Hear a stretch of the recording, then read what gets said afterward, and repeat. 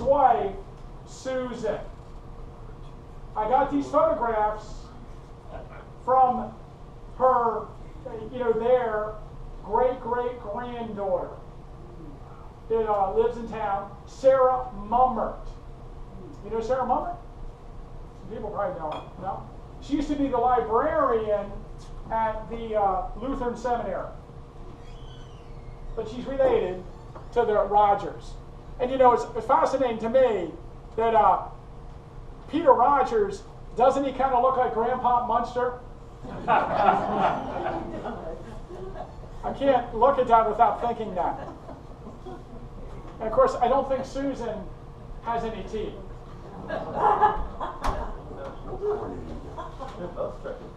And of course, the Rogers house was occupied by the Rogers family. During the battle, Mrs. Rogers took the children away, and Peter Rogers and his adopted granddaughter were there at the time of the battle. And she is Josephine Miller. And I spent my life trying to figure out who her parents are. She's clearly adopted by the Rogers, and we really don't know. But she's in her early 30s. She lives in that house. She's there during the battle.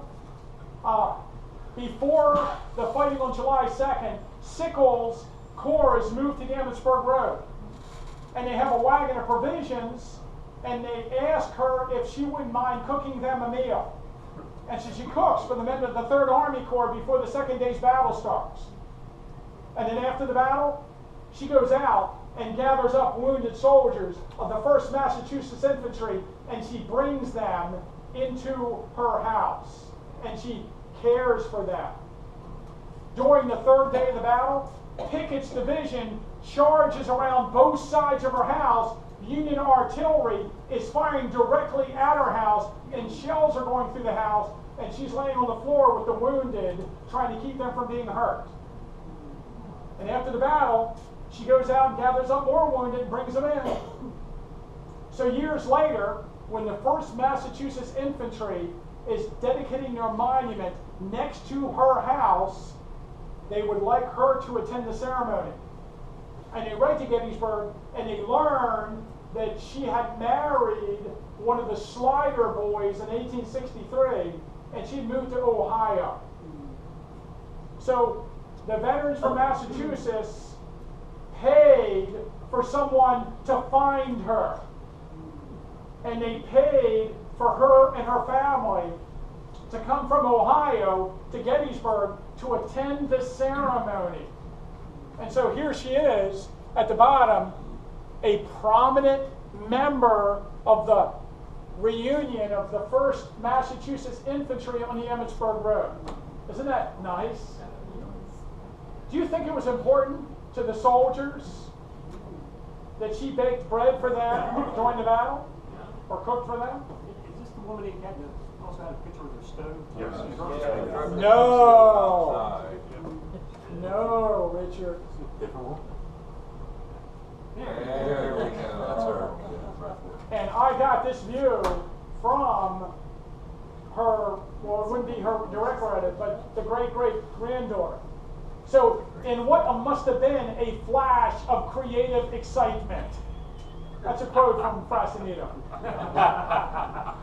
When the dead body's being moved, the devil's out. A cameraman, William Tipton, thought, wow, let's get a photograph of her baking bread for everybody. So they went into the house. The kitchen had been just being renovated.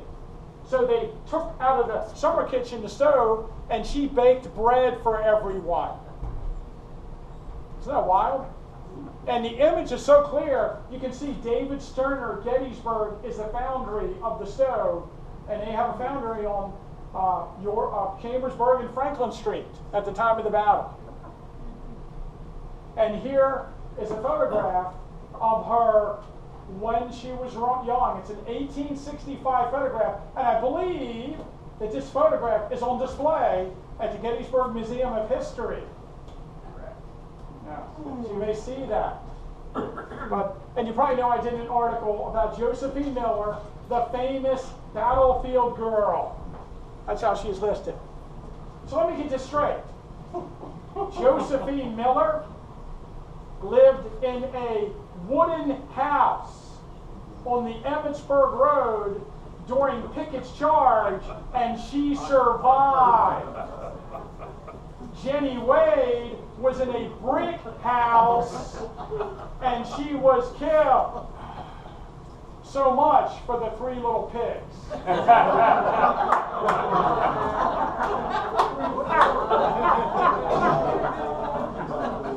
I just thought while I was talking about it, we would see my Jenny Wade doll. If you missed my Jenny Wade program, I decided to show you. That's my 1950s replica of Jenny Wade. Okay. So the Rogers house is cool for a number of reasons. Again, the house no longer stands. But here's a photograph from the 1913 reunion of the Rogers house. It says this is where the Rogers house stood. And they torn it down, rebuilt another house, and then that house no longer stands. But look at the sign, and to the left of it, and right above it, who's that? Daniel Edgar Sickles. His headquarters during the 1913 reunion were at the Rogers house. And according to the account in the newspaper, I'm sure you'll be happy to hear this, it was this house where the reporter came up and said, General Sickles, where's your monument? And what did he say? Very good. That's when and where that occurred. I wanted to show you, there's actually a few houses on the Emmitsburg Road near the Rogers house, and on the right, that's the rebuilt Rogers house. But again, neither of those houses stand. It's all open today. But here's a depiction of it from that David Greenspan account. I'm just going to run through a few more. The Trossel Farm. It was owned by Peter Trossel and his daughter-in-law, Catherine, was there at the time of the battle with her 9 children. Abraham, his son, was apparently in jail. He was a habitual drunkard and had problems with the law. But that's the Trossel house. And of course, photographs are taken of that house after the battle that can be used to restore it to its civil appearance. Her and the children fled during the battle. And they came back to find 45 horses in their front yard. And here's an 1880s view of the Trossel farm. Before the park got it in the 1890s. You see the hole in the barn where the artillery shell went through. The Wentz house. Now the Wentz house again stood at the corner of the Wheatfield Road and the Emmitsburg Road. And John Wentz lived there at the time of the battle. This is the earliest known photograph of it, but according to tax records, the original house had already been torn down. And this is a second house on that same site.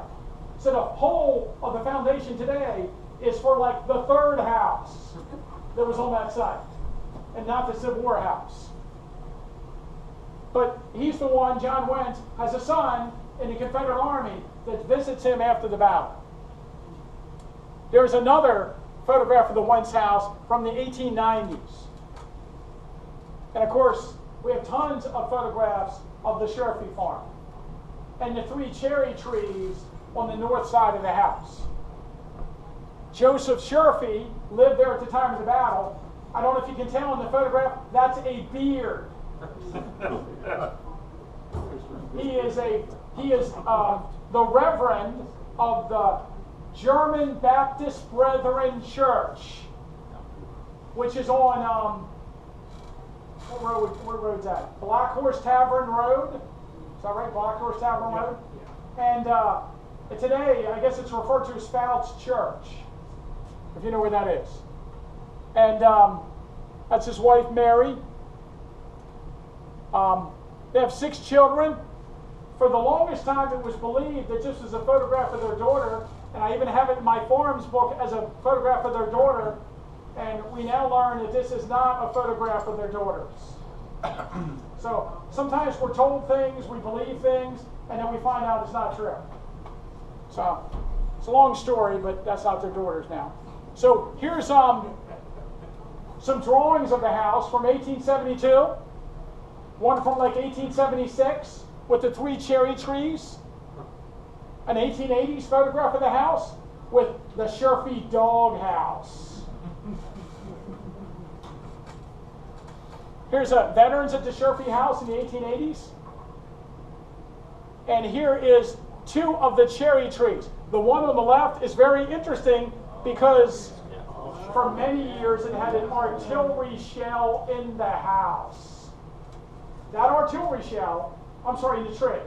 That artillery shell was in that cherry tree from the time of the battle until the 1920s.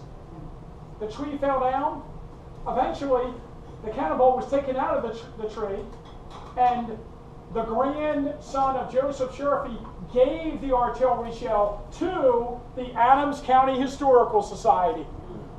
And my job at the Historical Society is to maintain the integrity of the artillery shell. And so every day I get the shell out.